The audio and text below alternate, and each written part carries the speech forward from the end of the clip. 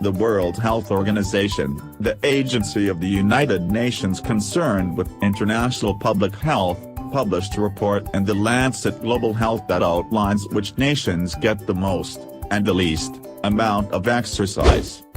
The survey of 168 nations ranked the countries by most to least active by measuring the exercise habits of a given percentage of each country's population and then comparing that percentage with those samples of the other countries involved in the study. The WHO defines enough exercise as at least 75 minutes of vigorous activity or 150 minutes of moderately intense activity per week.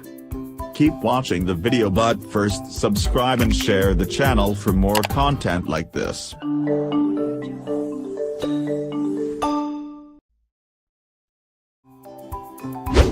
Overall, there were only 4 counties in the world where more than 50% of the population did not get enough exercise. That countries are Kuwait, Iraq, and Saudi Arabia. So these 3 countries are effectively the laziest in the world. Ultimately, the nation with the least amount of physical activity was Kuwait, with 67% of its adults not exercising enough. Other nations towards the bottom of this list were the United States. A whopping 40% of the US's population doesn't get enough exercise, meaning approximately 130 million Americans can't manage to get 2.5 hours of moderate activity per week.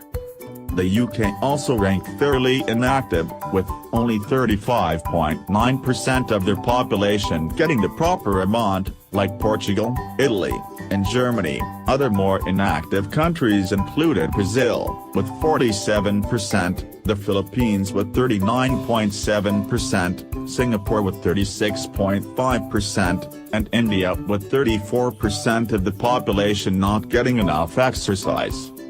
On the other hand, in Uganda, only about 5% of their sample population did not exercise enough. China also displayed high rates of activity, with just 14.1% of their sample population not getting sufficient exercise. Other fairly active countries included Mozambique, with just over 5%, as well as Myanmar, with around 10% of their population insufficiently active. According to their survey results, women tended to get less exercise than men, with an overall 8% difference between the two. The organization also noted some interesting trends across different economic backgrounds. Generally, people in poorer countries tended to be more than twice as active as richer ones.